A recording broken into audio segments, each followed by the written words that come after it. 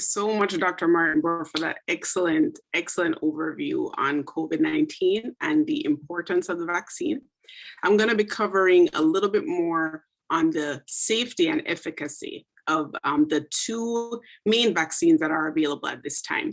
I'm focusing on these two in particular because this is a new technology, and I think that's where most of the concern is coming from. We do have a new vaccine that was just approved today that uses a technology that we've been familiar with. So I want to just focus on the two that we are kind of being introduced to, which is Moderna and Pfizer. Okay, so just to really touch on vaccine development, and Dr. Martin Burrow went over this really excellently. I just want to give a little bit more detail so people can understand just a few more points about it. But with vaccine development, traditionally, it's very sequential, meaning that there have to be certain things in place. There have to be certain steps that are met or checkpoints that are met for the vaccine development process to actually move forward. So you start off with what they call preclinical studies, which are just studies that are really getting a sense of, is this something feasible? Should we even look into this? Is this an opportunity that we can really make an impact on health? And so preclinical studies are typically done in vitro, which means outside of the human body, or in animal studies. And so once those are done, you have a sense like this is an effective vaccine. We should look at how it operates in humans. And so then we move to phase 1, which is looking at a small sample, assessing safety. That's really the primary goal of that phase 1 trial. Typically, the sample is around, less than 100 participants. Once we see that there's no sign of safety concerns, because these studies are robustly conducted. There's a lot of regulation that goes around looking at these studies. So people can't just bypass without there being significant analysis of what's happening. So once there's no assessment of safety concerns or no findings of safety concerns, then they move to phase 2, which is a larger sample, typically 100 to 1,000 participants. And we're looking at efficacy. So now that this is actually something we can administer to people, it doesn't cause safety concerns, does it work? Once we figure out that it works, or once we see that it works, then we're going to move on to testing this in a larger population, because we really want to evaluate, is this something that we can have as an effective tool, as an effective vaccine? And that's our largest sample, which is typically in the thousands, 1,000 to even 10,000 plus. And that's what we have been looking at, particularly the trials, or that's what I'll be focusing today on with the trials for Moderna and Pfizer. And this is typically the highest quality study that we perform, which is the randomized clinical trial. It's a very controlled study. The reason why is so that you can really test, is this actually working or not? Now, I just want to make a point that compared to how we traditionally did vaccine development, it was, as I said, very sequential. But in this time, we switched to an outbreak paradigm, which essentially layered these different phases on top of each other to actually save time, but it did not compromise the safety in that process. And Dr. Martin Burrow mentioned some key points, and I just wanted to add to that.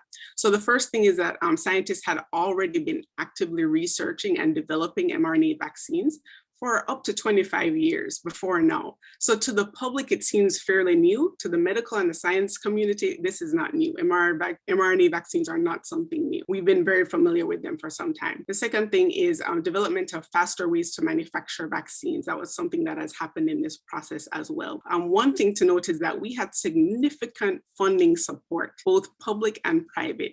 And Dr. Martin Burrow made a point about this, but this is actually the single most important factor in why this was able to happen. We had all the technology. We typically have the means to do things, but the limiting factor oftentimes is the financial piece.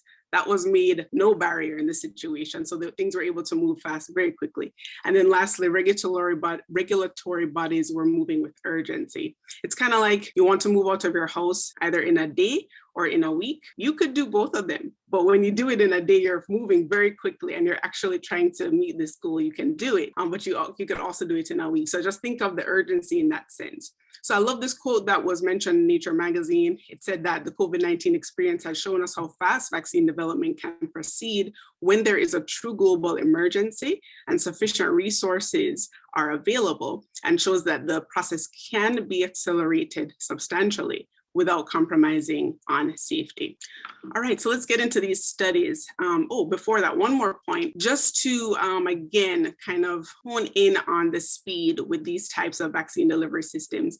You have all the different types of technologies that we know. These two, this one right here, RNA, is the one that I was talking about today.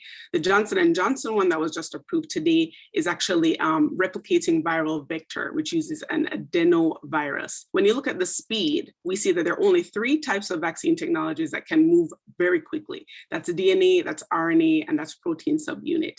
And medical milestones like the Human Genome Project, which was completed in 2003, are just examples of the stepping stones that have gotten us to this point that we've been able to do something as genius. I love the word that Dr. Martinborough used because it really is like a complete medical feat what we've been able to do with the vaccines. All right, so Moderna, this is the mRNA 1273. That is the name of the vaccine candidate, phase 3 trial. So it looked at about 30,000 volunteers, divided them into 2 groups. One group received the vaccine, 2 doses. The other group received the placebo, 2 doses. Placebo means that it is essentially a fake vaccine. So they give you saline, they give you water, they do not give you any vaccine. And they gave the doses 1 month apart. What they were really looking for was there any documented COVID-19 disease? Was there actual symptomatic infection, meaning do you actually have an infection?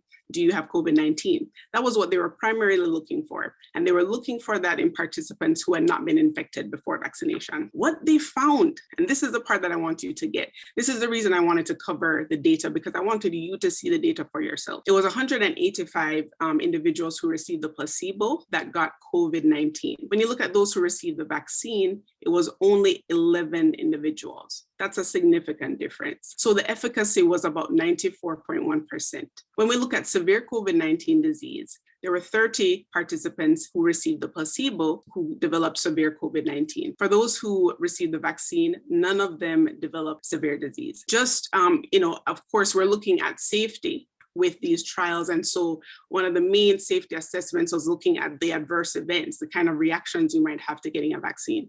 The main thing that the main reaction that they saw was essentially at the site of injection, a lot of those who received the vaccine had pain. That's to be expected. That's pretty much with every vaccine that I've ever received.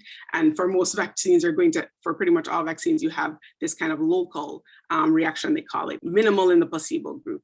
Then we look at systemic adverse events, which are things that essentially the body is responding with this inflammatory response. And that includes things like fever, joint pain, muscle pain, nausea, also fatigue. So those are the kind of things that they're looking at.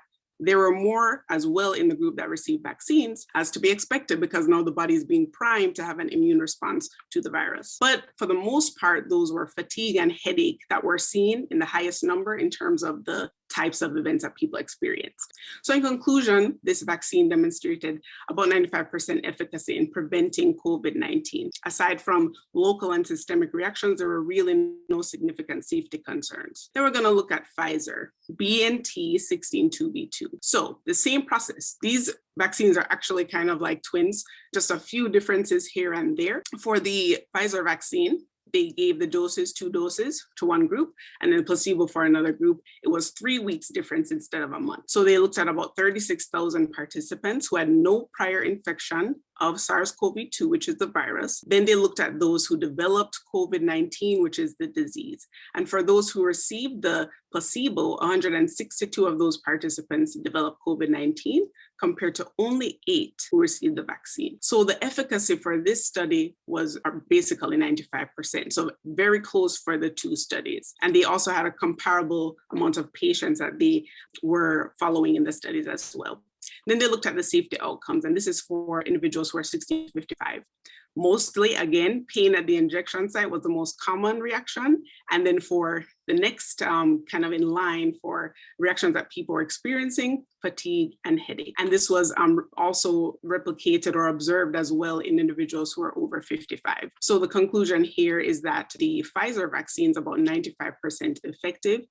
Transient type of adverse events, mild to moderate, mostly pain at the injection site, fatigue and headache, as the most common of systemic adverse events. So just to compare the 2, these are very significant differences that we see comparing the placebo to those who received the vaccine. So the takeaways from looking at these studies is that the vaccine is overall 95% effective in reducing the development of disease and severe disease. The vaccine, however, does not prevent transmission. And that's an important thing I want to note, because the vaccine, just like Dr. Martin Burrows said, is just one piece of the overall strategy. It's like putting on armor, right? You have one piece of armor, which is hand washing. You have one piece of armor, which is physical distancing. You have one piece that's masking up.